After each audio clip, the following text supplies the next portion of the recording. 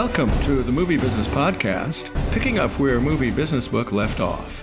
I'm Jason Squire, hosting a wide range of industry talent and executives to answer fundamental questions about the business today. Here we go.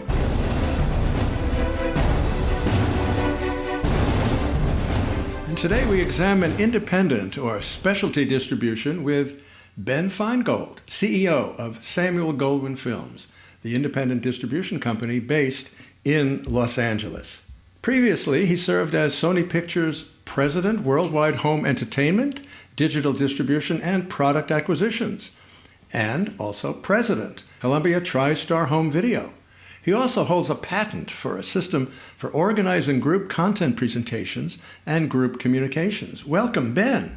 Pleased to be here. Well, it's just great that you could take the time to join in the conversations. So this is a little-known area that is so labor-intensive and so important. What, in your judgment and in your experience, are the secrets of specialty distribution? So the secrets of specialty distribution are understanding where the audience is for the type of programming that has been created. So in the case of when I was at Columbia, Sony, we were doing 4-quadrant, quite large movies where the audience is really everywhere. Things like a Will Ferrell movie or Adam Sandler movie or an action movie with Brad Pitt or Will Smith. Specialty distribution is really about what we like to call riches in the niches, which is understanding. Oh, that's great. Where the audience is, how big the audience is, for specific types of programming. And that's really our specialty. Because I've had a long career in the industry and I look at lots of data, I have a sense of, how big an audience there is for various types of pictures or whether there is any audience for specific pictures. A guarantee of what people at 70 years old want to watch may be different than what their great-grandchildren want to watch. So it's that type of understanding that's important in the distribution side of the independent film community. My sense is that it's a much more intimate business because the movies that are distributed in the specialty arena are much more nuanced and perhaps a little more demanding on the audience. And so that must make it much more interesting. It's true. So there's a lot of subtlety to how you handle the picture. So, for example, we, at Goldwyn, last year we were nominated for one of the 5 Oscars for Best Foreign Language Picture. The year before, we were nominated for 3 Oscars for Best Foreign Language Picture. And each of those pictures was completely different. So there's a whole campaign, how you do publicity. First, you have to win the hearts and minds of the Academy voters, and then you try to win the hearts and minds of independent people who like cinema. But issues that relate is some movies we actually dub if they're foreign language movies because we know the audience in the United States is super impatient to read subtitles. And for some, it's a game changer if they can actually watch a dub. Some movies, if you dub them, and they're foreign language movies, it's, some people think it's like a sin. And so there's a nuance to how you analyze what the opportunity is in those. But there are verticals of interest. There's faith-based movies. So we have movies that serve the Mormon community. We have movies that serve people who consider themselves to be Christian or evangelicals. We have movies that serve the Jewish community, not necessarily religious movies, because most of the Jewish community is not super religious, but more cultural. We have movies that service African American community, where there's a lot of desire inside of that community to watch, their own people, as they like to say. So it's a different analysis for the economics of our business than what I was used to when I worked at Columbia. And another part of this, I would think, is word of mouth. So there's word of mouth, but it's not, word of mouth doesn't really exist in the, well, we're now because of social media, it's There are different vehicles. It used to be word of mouth, but today it's can be Twitter, like Black Twitter. You know, there's a thing called Black Twitter, which is like black people on Twitter. So if there's traction inside of that, then that community can hear about something a lot faster than through the news, whether it's an incident like a George Floyd, or whether it's a great movie, or something that Kanye West said, or somebody else. So that's the equivalent of word of mouth. You know, getting a tweet from Dave Chappelle or Michael Che or somebody like Amanda Lestenberg. You know, it depends on the picture. Is important.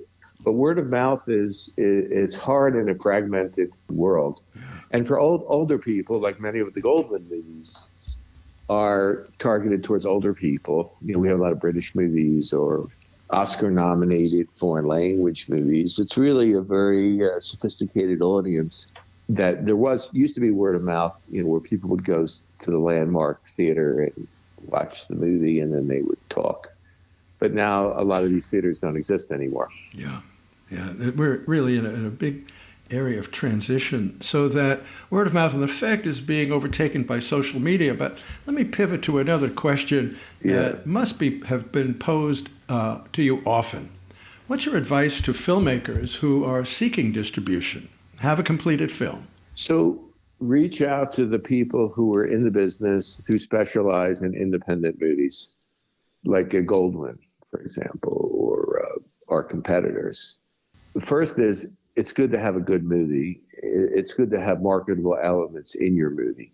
So in other words, if the movie is about a coming of age movie, it's great to have great actors in it, but it's even better to have great actors who actually have a name.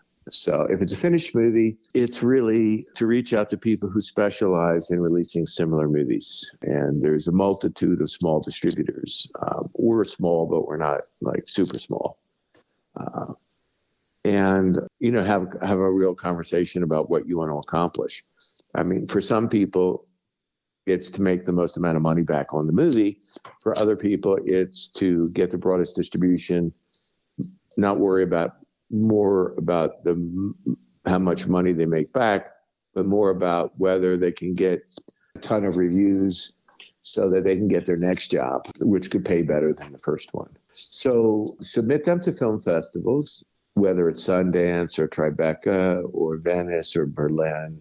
Hope that somebody takes a liking to the movie and that it can be in a film festival. So then there's groups of distributors who go there to review the movies, and maybe there's a bit of an auction.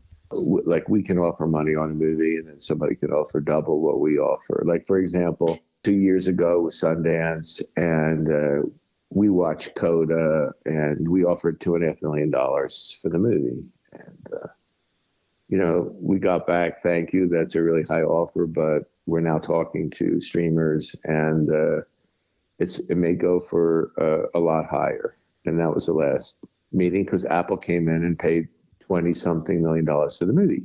So we can't compete with that. And one of my friends produced the movie, so I was thrilled for him. So the best way to get noticed on your independent movie is to be at a film festival where many people can watch it.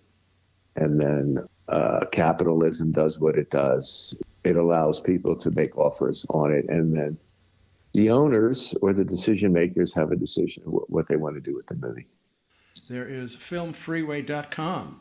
A lot of research can be done on filmfreeway.com as to which festivals might be the right ones for your movie. So let's turn to another area, widen to more general question of what's your prognosis for the business, this business now that has been in such transition for the last, 5 or 6 years? I mean, so it depends on who you are and what you want. I mean, right now we have some large streaming companies, so they don't run P&Ls, so they can pay whatever they want for a movie, as little as they want or as much as they want, because they have aggregate budgets. So they can for what they call content. Because they come from tech, they disabuse the industry by calling it content as opposed to like movies. I mean, this is not something that Netflix did, which is, one of the, it's even when I was at Sony and Sony bought the company, they would refer to us as content. I thought it was kind of cold.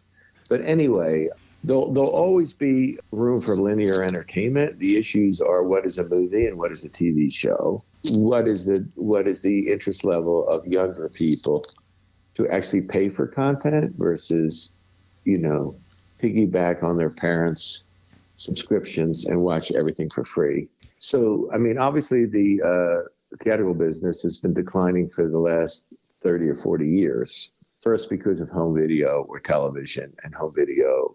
And lately, for the last, 10 years, it's because the streaming, it's so cheap. It's like crack, so somebody can pay $10 a month and watch a ton of content. We used to sell DVDs at $19.95. Well, people would buy movie tickets at $6 to $10. Right. So I think there's definitely going to be a contraction on the production side because there can't be, not everybody can sign up for streaming. You can't have endless streaming services. It just looks like cable TV again. Right. But there can be a lot of TV production, less on the movie side. There's always going to be people who want to buy Oscar-related content, like highly acclaimed movies. They're going to want to hitch their brands to highly regarded movies just to improve their image. So like Apple or Netflix will try to buy an Academy Award. They'll do things like say it's an original movie. Well, of course it wasn't an original movie. Somebody else made the movie. So we're dealing in Goldwyn's land in terms of like what's an original movie. Original movie is the person who actually makes the script or produces the movie, not the person who distributes the movie or buys the movie. Right. So, but, they're going to want to say original and they're willing to overpay for the movie so they can say it's an original movie. They'll actually put that in the contract.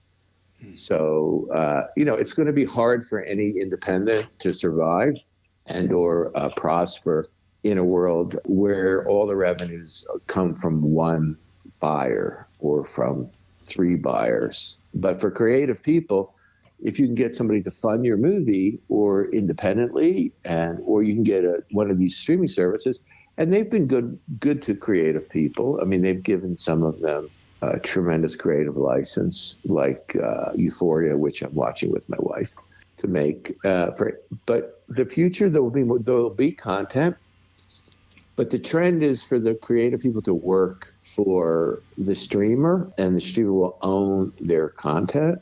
And not like the streamer will license their content, and then it reverts to ownership by the people who actually make the movie. Mm-hmm.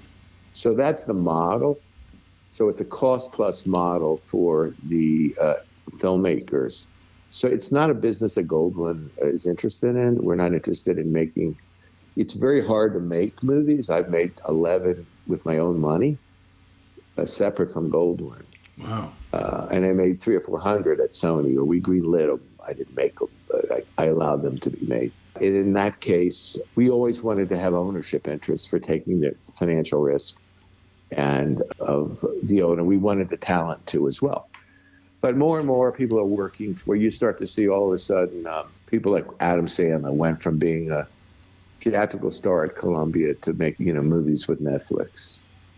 So, and in movies Netflix, they probably pay him a lot of money, but he doesn't own the movie. Mm-hmm. And when he was working at Columbia with us, he would have a percentage of the gross revenue, forever. So it's a very different model. So it's really morphing into where the creative people are employees. They could be very super highly paid if the streamer wants to work with that person or to buy their name, so they can be associated. And some people resist. Like Spielberg won't work with any of them at this stage. He's a creature of the movie business. He doesn't like that somebody else, there's no theaters or there's no video, that's him. And some of the creative people can decide, like Tom Hanks can say, I'll work for Apple TV, but I won't work for another streamer because the other streamer helped destroy the theatrical business.